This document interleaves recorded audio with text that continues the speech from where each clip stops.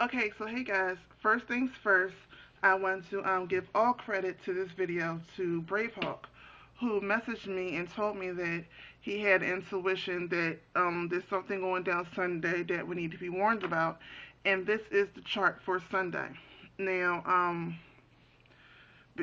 honestly, I wasn't going to look at this chart whatsoever. I have been totally lazy of looking at charts from day to day, and he was the one who got the intuitive message of looking at it. So this credit goes all towards him.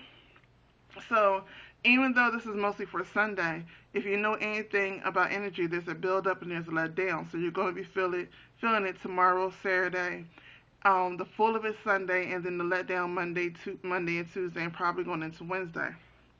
So this is going to be a lead in into my oracle reading for the weekend, but I wanted to do this part first. So first things first, what you'll notice is I have another video between Jupiter, and I know I did a drawing for that, but this is the chart so you can see it for yourself. Between, and I'm sorry, I'm looking at it through my phone, so give me a second. Between Jupiter and Pluto, this line right here is the opposition, I mean the opposites between Jupiter and Pluto. You can look at that video, Jupiter versus Pluto, Pluto versus Jupiter, however I word it, to find that understanding, so I'm not going to go back into that. So next, since we're on oppositions, I'm going to keep going with that. We have an opposition between the Sun and Neptune. So we have the Sun in Leo, which is full of energy, full of getting out there, get things done, um, and Neptune. And Neptune is in Neptune, first of all, if you can see it, is in the fourth house, which is literally called the mothering house, the nurturing house, which you grew up.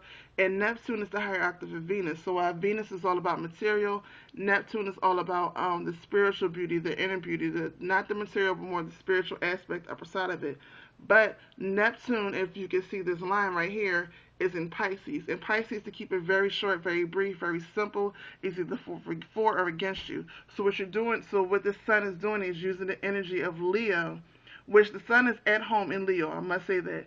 So it's using the energy of Leo, a hard energy of Leo, and opposing the Sun of Neptune. So now you have this energy of Leo, which is do, opposing the inner spirituality, which is telling you no, you need to sit back and go into the way you was raised and all this other stuff and see whether it was for you or against you, if it's helping you or hindering you. Because Pisces, like I said, is either for or against you. I don't know how other people see it, but when I do it very short and very brief, that's how I always see it. Pisces is the double fish. It's either for you or against you. There is no in between. And then you have Neptune in that, which is spirituality. So the way you was raised culturally, spiritually, right now is you're going between, you're actually fighting between your background, whether it's for or against you, and trying to do all these other things that Leo's trying to get you to do, the Sun is trying to get you to do, and pay attention to, so you don't have to so you don't have to go into what's for you or against you. And actually, this opposition works for you because if you sway towards the middle and instead of using the energy to want away from it, use the energy to go towards Neptune and Pisces, then you can see the stuff that you was brought up with, whether it's helping you or hindering you right now. Okay. Also, you have the Moon, which is in right here, which is in Capricorn, opposing Mars, which is in Cancer. So the moon's all about your intuition, your feelings, how you feel about stuff, and it's in the third house, which is based on what you have and how you feel about what you have. And then you have Mars in your ninth house, which is long journey. And Mars is a very worrying planet. It's a very sexual planet, and Cancer is all about emotions. So you actually have double emotions because you have the moon over here, Cancer over here.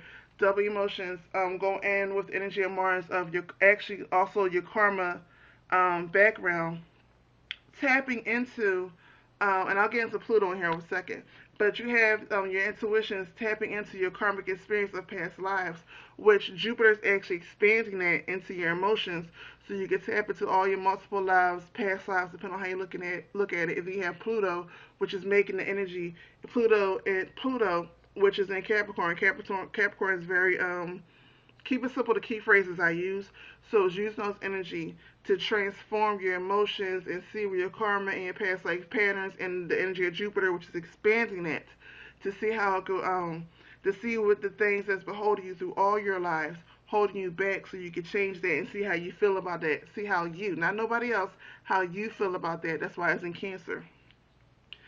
Let's see, let's go on. I'm trying to keep this video very quick because it can get long quickly. Let's go into Uranus squaring Pluto. So Uranus is, and again, give me a second to look through my phone. Uranus is in Aries and it's squaring Pluto, which if it's squaring, it has to go this way. Um, Again, Uranus is in Aries, which is who you exactly are. You know, the unique self that is you.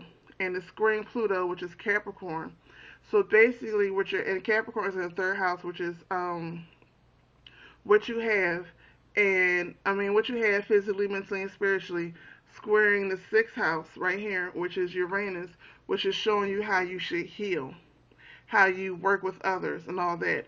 So basically, what it's doing is show is make you it's showing you the extremes. You know, I don't. A lot of people consider squares and oppositions a bad thing, but I never do, because if you take Pluto, which is squaring Uranus, and it's showing you who you are and what you do need to heal yourself.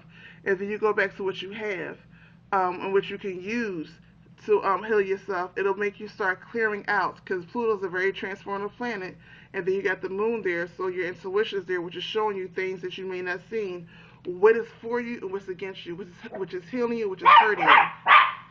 And you have to excuse the dogs because my husband's coming home, so of course they're going to bark. So you have that. Then the next square that you have is Uranus and Jupiter, which you have Uranus and Jupiter. And again, Jupiter is in Cancer, which is expanding all your emotions, and Uranus is who you are. So with this, what it do is expanding and opening your emotions and your karma and all that. And Uranus is in, again, healing you and showing you who you sure are, who you meant to be. So what does all this mean together?